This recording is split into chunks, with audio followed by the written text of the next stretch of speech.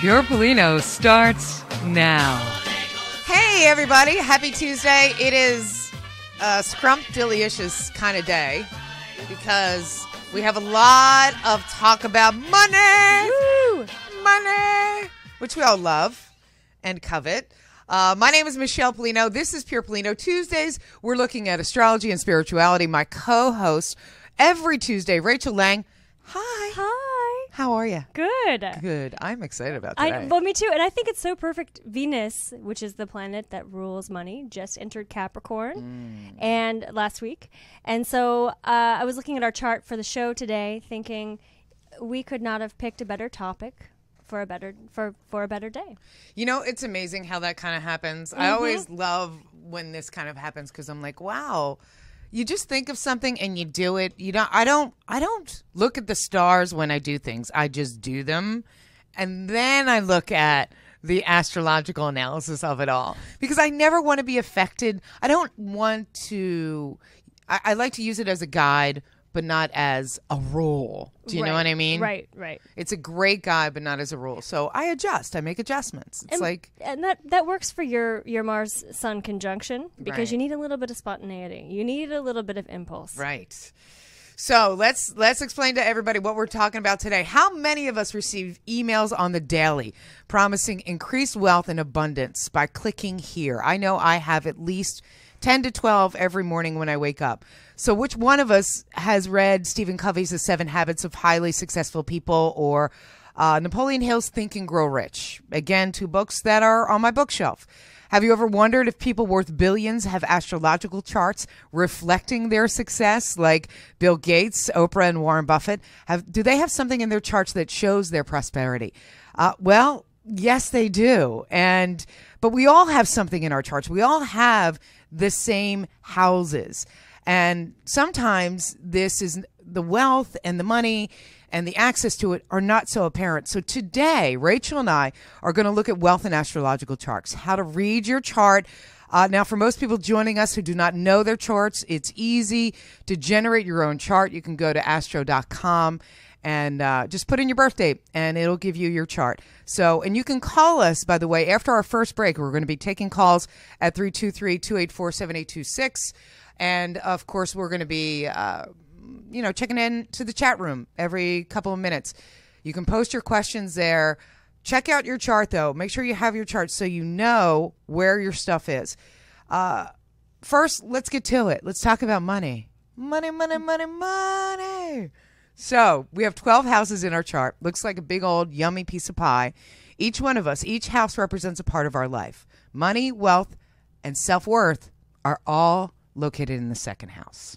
They are, and the second house is traditionally the Taurus house, and so we can look at the sign of Taurus and say that that is also the sign that draws money to itself, that is very interested in material things. If you have a lot of planets in the second house, then money is a focus for you, and depending on how those planets are aspected, will show how easily money comes into your life or how challenging you make the pursuit of wealth and abundance for yourself. It is. It's really quite interesting because for me, I'm so interested how I get to know more about me and how I get to know more about people in my life. I look at their charts. If when Oprah started the SOAR, I immediately looked up her chart. I'm like, what is in her chart that's doing this? Or at least what is enabling her to do this, or like Bill Gates. Bill Gates is a perfect example. He is the richest man in the world, and his chart it's got some powerful planets in the second house. So immediately when their charts pop up, and I see those powerful planets in the second house, and they're well aspected, I know that he's very lucky. He's very lucky in the material world, in the second house, the house of self-worth, the house of money, possessions, We also have other houses, not just the second house. What I found in people that make money easily and effortlessly is that they have not just the second house. They might not even have a second house filled with planets. Well, and that's the other point I wanted to kind of piggyback on is that if you're looking at your chart because you pulled it up on astro.com, or you know your chart, and you're seeing that your second house is completely empty, don't worry. That's not a bad thing. It's not a bad thing. You know, the sign, each house has a sign that sits on the cusp of it, that rules that house. And each sign on the cusp of that house is ruled by a planet. And so you can look at, for example, Bill Gates, his second house is ruled by the sign of Leo, and that sign is ruled by the sun. So then you can look at the sun and say, okay, his sun's in Scorpio. You go back to, and a lot of astrology is all going back and connecting the dots. It is. It's patterns. It's mathematical patterns. It's all about patterns in astrology as well. So that's what I look for when I look at the charts of Oprah. I look for some similar patterns. Right. And so one of the, I have like, what is my second house is at 26 degrees Sag. So I have a second house that starts. It's ruled by Jupiter. It's ruled by Jupiter, which is actually, Jupiter is the planet of luck and expansion. So if you have Jupiter anywhere near your second house or aspecting it in some way or ruling it, then you tend to have favorable influences directed toward your personal resources. And so that's a good thing. Jupiter opens the door. It allows for ease and effortlessness. If it's well aspected, right. And you have to look at the whole thing in context. You can't just separate one particular aspect out of a chart. I wanted to say too that the second house, because Taurus is ruled by Venus, Venus is all about the heart. And so not only is it your financial resources, it's your personal resources, and that's humans, other people. And so if you're wanting to manifest more money in your life, the best thing that you can do is find out how you can open your heart a little bit more, how you can reach out to other people and see if there are any blocks in that area. And you'll probably notice that if you do have blocks, or if you are struggling with money, that that you can, well, first of all, look at your second house and see, where are those blocks? What are they? And you can use your chart to find out how to manifest the things that you want, how to manifest more money, how to make more money, how to clear any sort of limitations that you have toward your relationship with money. And let's talk about the aspects too. I want to talk about Bill Gates's because he is the richest man in the world, and his chart is quite amazing. And we didn't touch on a couple of the other houses that aspect the second house. Now we have the sixth house of work. And if you have strong planets aspecting that second house, that's going to mean that you will get your wealth from your work. Your career and reputation are the 10th house, the top of your chart, that also plays into this, and also the 8th house of other people's money. Inheritance, finance. Oh, yeah. All this stuff plays real into estate too. Plays real into estate. It a lot. Yeah, a lot of real estate agents that I have done charts for have a stacked 8th house or 4th house, which is home and family. Which is home and family, and they're well aspected, right? And that's where they make their money, and it's golden. And they don't have a second house yes. aspected at all, right? So there are different aspects. That we're going to take a look. We're going to take a look at 3 charts today. That's Bill Gates, Oprah Winfrey, and Warren Buffett. We're going to take a look at their charts, take a look at the aspects that we see creates their wealth, and then we'll open up the phone lines again in chat room 323-284-7826. And you can call in after the first break, and we'll be taking your calls and manifesting wealth in your chart. Yes. So, Bill Gates. Actually, real quick. Okay. Before we get to Bill Gates, there are 2 more houses that I wanted to talk about. Oh, the 7th? Are you? No. Actually, this is going to be fun. So many of my clients come in and say, am I going to win the lottery? And they kind of laugh, and they're like, they don't really believe that they can. It doesn't seem like something that's possible. But actually, there are 2 houses that show up a lot in people who win the lottery. And that's the 5th house. That's the 5th house. And it's the house of luck and speculation. So you see this house represented in a lot of people who win money in gambling or in contests or things like that. The other thing, the other house that you see quite frequently is the 11th house, which is opposite of the 5th house, but that is in ancient astrology, in traditional astrology, that is the house of big windfalls. Right. And so you see those houses a lot of times represented in people who do win the lottery. So if you are playing the lottery and you want to win the lottery, look at those houses and see if there are transits that are being applied to the house rulers, if there are planets that are influencing it, if there's a progressed moon going through that sign or through that house, then your chances of winning the lottery are pretty high. Yes. Or if you like me, have Jupiter in the 5th house. Which you should be playing the lottery. I know I should be playing the lottery, but I'm totally not a lottery player. I don't know what it is. I gamble with other things like this radio show. So maybe that's it. So Bill Gates, the richest man in the world, I immediately pull up his chart, and what do we see but a second house with Jupiter, the planet of luck, conjunct Pluto, the planet of power. Right. And I will say that Pluto and the sun, his sun in Scorpio, are in mutual reception, which means Pluto rules Scorpio and the sun's in Scorpio, and the sun rules Leo and Pluto's in Leo. Right. And so when you have two planets in mutual reception, it's kind of like they're good friends. They're great friends. They get along, and they always refer back. Like they you give call each your friend, other things. They like you call your friend, and you're like, "Hey, I've got this thing going on," and your friend's like, "Yeah, cool. I'll help you with this thing." Exactly. That's what mutual reception means. Right. So it's a good thing. It shows a lot of power. Jupiter in the second house opens up the door for things to come pretty easily, and that's not that there. He does have a T square in his chart, which is more of a challenge. So he's worked really hard. Yes, and he's not the kind of person who just sort of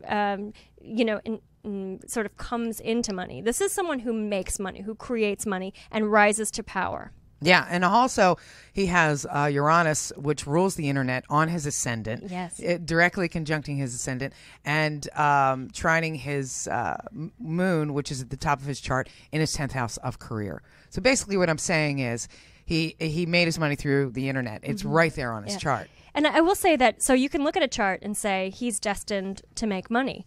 But at any point, he could have made different choices. He could have sabotaged those efforts. Exactly. I mean, it is all about the choices. This is just a tool. This is just a tool in your toolbox, people. Toolbox. We all have a toolbox of life. We're given it when we're born. It's invisible, but it's carried around with us our whole life. Mine has Josie and the Pussycats on it. Oh, fun. And but seriously, and we can use these tools, or we can choose to discard them. So yeah, some of us make good choices, some of us make bad choices. So you could actually monopolize on that Jupiter, in the 5th house. I could ruling the monopolize second, on that. ruling the second. I could. You could totally monopolize on that. I could. There's a few things that are amazing in my chart, and I know what holds me back. I will be completely honest. I know what holds me back. It's my own self-worth. I know that, and Pluto's moving through my second house to teach me it right now. That's good. I know it's all good, but sometimes it's hard to know your own self-worth. It's a struggle. It's our own spiritual evolution. I know what mine is. I got it. Yes, I've been hit by a baseball bat a few times, and I'm still getting it. But it's awesome, and I know it's going to come. It's just like these are the things that I look for in people's charts, and I know, hey, here's where you got to work on it, so all these things can come, because it's our own stuff that blocks things. It's our own stuff. What I am also seeing in like his chart, he's got his sun and Neptune pretty close together. I find that to be interesting too. And they're both trining his Pluto and Jupiter in the second house, which again, his dreams of wealth and power manifested pretty easily. And this is by the way, this is the 4th house that his sun is, and that is your inner essence. You're a person who has a 4th house sun. It looks like he has a 4th house sun. Yes, that's correct. And a 4th house Neptune are all about knowing and finding and building that self-worth during this lifetime. And that's a pretty great aspect for anybody to have in their chart. It's really about really growing who you are as a person versus maybe growing your family with a person with a sun in the 5th house. So I would say that growing who you are for the next generation. yes, Because that's a the great fourth house is the Cancer house. Right. It is the house of home and family. It is also the house of structure. And so when you are trying to build something, build a business, build a life, build a relationship, the fourth house helps you to determine, are you going to be able to successfully create a framework. Right. And it is about creation. Yeah. Cancer is all about creation. And the thing about the Neptune is Neptune's the dreamer. It's the idealist. And I think that anyone who does anything entrepreneurial has to have some kind of Neptune in their chart, because there's sort It's got to of be like, a strong Neptune. there's a fine line between crazy and like the dreamer can become, they can lose touch with reality a little bit. Right. But you need to kind of explore that, I think, in order to really create something successful, and look at the inventive mind that he had. He had an incredible mind. He has an incredible mind. Has. Yeah, I'm like, what am I doing? I'm killing Bill Gates. This is not fair to Bill. He also has what I see also in very successful entrepreneurs is a hard aspect to his Saturn. His Saturn Venus, which are conjunct in the fifth house of creativity. So it makes him very, right? Do you not see that? I have it in the fourth house. You have it in the fourth house? I do. I have it in the fifth house in this one. Okay. Well, it makes him, either way, with his Saturn conjunct Venus, it makes him very philanthropic. And again, those are hard aspects to the Pluto-Jupiter. So I find this a lot in really wealthy people, the Jupiter square Saturn aspect. Do you see that a lot? Absolutely. A lot. Yeah. Well, because Saturn gives the ability to really have longevity. And so anything that you're doing, any kind of hard aspect to Saturn, it's like you're not afraid to dig in and do the work that's required to ground the dream. So you have the Neptune sun, which is like the idealist, the dreamer, the la-di-da. Some say I'm a dreamer. But then Saturn grounds that. So it's that kind of like, I always give people the analogy of, it's like building castles on instead of on sand, on solid ground. That's a really great way to look at that, because I really do. I see that a lot in very successful people. And Saturn is again a planet that also affects wealth in charts a lot, because without that hard aspect of Saturn, nobody's going to work hard for anything. Exactly. And let's face it, you have to. It needs action. Wealth needs action. Wealth is just money. Is just it's a signature of value that we put value on money. Millions of years ago, we said this little green dollar, these coins, they mean something. They mean value. So it was an action. It started as an action. You need to continue that action. Saturn gives people action, especially when it's hard aspected. What chart you want to look at next? You want to look at Oprah or Warren? I think Warren Buffett. We wait for the last. Yeah, let's do that. So Oprah again has a stacked second house. She has her Sun conjunct Venus, and she also has her Mercury in her second house. She has Sagittarius on the ascendant, on the rising. She has Sag is ruled by Jupiter, which is again the planet of luck and expansion. So I immediately look for where Jupiter lands in her chart. So again, Jupiter rules her rising sign. Jupiter lands in her sixth house of work. It's in Gemini, which is in communications and the media. Jupiter is also making a very friendly, hey, what's up? Give me a high five to the midheaven, the career. Right? It's saying, yo, buddy, you're in my corner. And then it's also saying, yo, buddy, you're in my corner too. Mercury. So there's what we call a grand trine. And these are when there are three places in a chart that are each within around 120 degrees away from one another, and it creates a trine. It just opens the energy, opens the flow, and when you have a grand trine, that represents someone who can manifest things pretty fast. And things come easily to them, and so, like Michelle, like you were saying, when you have a grand trine that takes into consideration the midheaven, the second house, and the sixth house, this points to and symbolizes someone who's very successful. Yeah, it's pretty incredible. Yeah. No, we didn't talk about the nodes. The nodes play into this too. Lunar nodes, and one of the interesting things about Oprah's chart is that her North Node, which is sort of where you're, and we talked about this with a couple shows ago. The North Node is where you're going in this lifetime and what you're here to do, and her North Node is in Capricorn, which is it is that sign of industry and goals and organization and management. It's business. And making things happen. It's business. It's corporation. And it's in the first house, which is the self. So her having a public face, she a public is a corporation. Presence. She is a corporation. She's made her name into a corporation. Right. She's done exactly what she's supposed to do in this lifetime. Right. And it's conjunct. It's right on top of Chiron, which is that wounded healer. So she's taken her pain, her wounds, her deepest wounds, and she's basically used them to fuel this drive to make a difference in the lives of other people. She really is incredible. No matter what you think about her, no matter what, she's really, every time I look at her chart, I'm blown away by it. All that Aquarius too is such a humanitarian influence. Yeah. Like it's just really incredible. Good aspects are, like we said, nothing without hard aspects. Saturn is in square to the sun.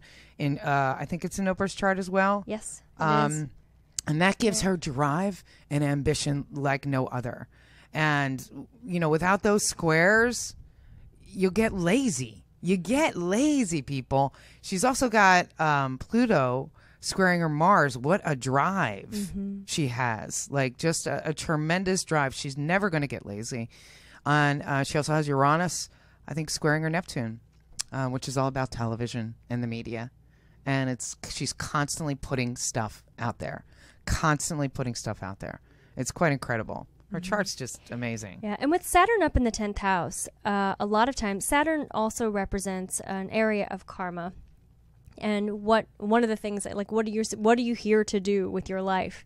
And the 10th house is about public recognition. It's about your career. It's about success. And a lot of people with Saturn in the 10th feel this drive to be famous. And not for an egoic purpose, but really because they feel like they have things to say and they're supposed to be up on stage in front of other people. There's also a deep fear about reputation. And so where Saturn is in your chart, you can look at this, and if you have Saturn in your 10th, it's like the thing that you fear the most that you're also really driven toward. And so I think that this is certainly represented in her chart as well. Is your Saturn in the 6th? My Saturn is in the 4th. In the 4th. Yeah. Interesting. Yeah. Yeah, it's all about home and family and and really working on yourself this lifetime. That's good stuff, though. I know it's a little tough, but it's good. It's a little tough, but it's good. So here's the last chart we'll do before we're going to start taking calls and people's charts, and we're going to go to break. But Warren Buffett's, why I like Warren Buffett's chart is because he has no planets in the second house. Not one. So